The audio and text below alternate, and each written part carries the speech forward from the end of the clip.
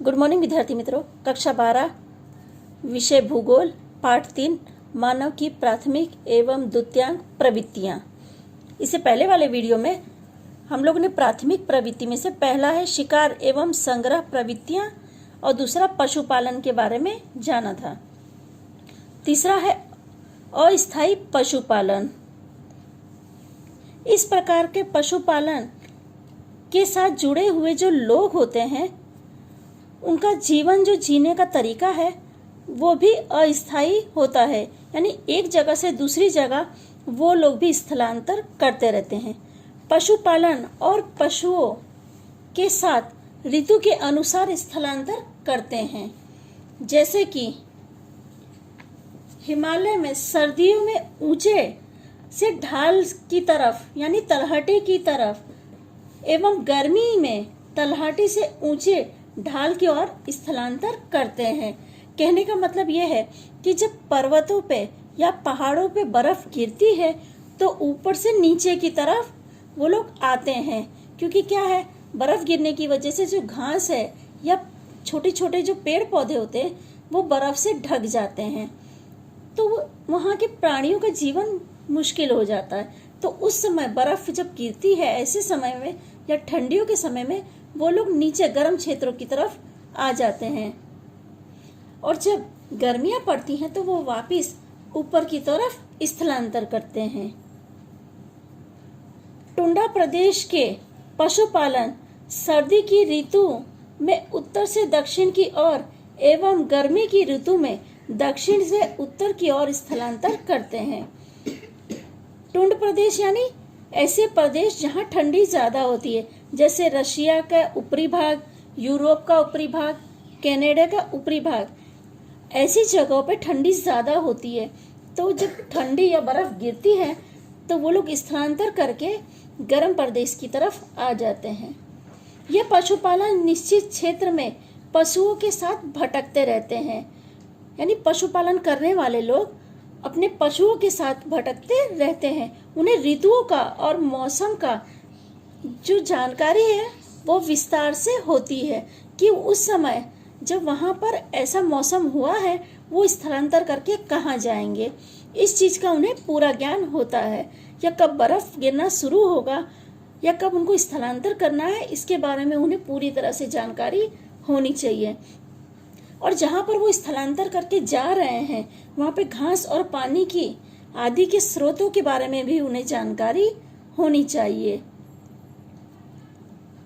पशु प्राकृतिक वनस्पति पर निर्भर होते हैं। अल्प वर्षा वाले क्षेत्रों में पशुपालन में भेड़ और बकरियों का पालन होता है। अल्प वर्षा वाले क्षेत्र यानी जहाँ बहुत कम वर्षा होती है, जैसे रेगिस्तानी प्रदेश, वहाँ पे बरसात कम होती है, तो वहाँ पे जो झाड़ी है वो कांटेली और छोटी छोटी होती हैं। तो ऐसे प्रदेशों में भेड़ या बकरी जैसे ही जीव जीवित रह सकते हैं। गाय या भैंस जैसे प्राणी वहाँ जीवित नहीं रह सकते, या रहते भी हैं तो उन्हें उस तरह का भोजन उपलब्ध करवाना पड़ता है। अस्थायी पशुपालन में भेड़, बकरी, ऊंट, गाय, बैल, घोड़ा एवं खच्चर आदि प्राणियों का पालन पोषण किया जाता है। इस प्रकार का पशुपालन जो है वो विकसित देशों में नहीं होता। ज्यादातर अल्प विकसित देशों में ही ऐसा पशुपालन देखने को मिलता है। यह पशुपालन अपने पशुओं द्वारा दूध, मांस, ऊन एवं चमड़ा आदि पशु उपज प्राप्त करके अपना जीवन निर्वाह करते हैं। इस प्रकार के पशुपालन परिस्थिति तंत्र के अनुरूप, यानी ये लोग कभी भी कुदरत को किसी जात का नुकसान नहीं पहुंचाते। पारिस्थितिकीय एवं सांस्कृतिक अनुकूलन का विशिष्ट रूप से ध्यान रखते हैं। यह पशुपालक तथा उनको द्वारा पाले हुए पशु परस्पर आश्रित तथा एक दूसरे के समुदाय के रूप में रहते हैं। आपको एक उदाहरण बताऊं तो हम लोगों ने देखा होगा कि जो आजू बाजू में पशुओं को पाला जाता है, कभी वो एक दूसरे से अगर खोल दिए जाए तो मारपीट या फिर एक दूसरे को मारने की कोशिश करते हैं। पर जो समूह में पशुपालन किया जाता है ना, तो वो एक समूह या एक परिवार की तरह रहते हैं। वो कभी एक दूसरे को नुकसान नहीं पहुंचाते हैं। विश्व में अस्थायी रूप से पशुपालन करने वाले 7 क्षेत्र हैं, जिसमें अंटार्कटिका प्रदेश, यूरेशिया का स्टेप प्रदेश, दक्षिण पश्चिम एशिया, सहारा का रेगिस्तान, अरबिस्तान का रेगिस्तानी प्रदेश, अफ्रीका का सवाना का घास का पट्टे, एंडीज एवं एशिया के पठार, इन्हीं जगहों पे अस्थायी पशुपालन देखने को मिलता है। पर अब जो है अस्थायी पशुपालन व्यापारिक पशुपालन बन चुका है, जो हमारा चौथा टॉपिक है, व्यापारिक पशुपालन। अस्थायी पशुपालन की अपेक्षा व्यापारिक पशुपालन अधिक व्यवस्थित होता है, वैज्ञानिक एवं पूंजी प्रधान होता है। इसमें क्या है, जो प्राणी पाले जाते हैं उनका पूरा ध्यान रखा जाता है। पशु उपज में से अधिक आय मिल सके, यह इनका मुख्य उद्देश्य होता है। यह एक विशिष्ट प्रकार की, जिससे केवल एक ही प्रकार के पशु पाले जाते हैं, यानी विशिष्ट प्रकार यानी जो खास होते हैं। यानी पशु में ऐसा नहीं है कि कोई अलग सी जाति पाली जाती है।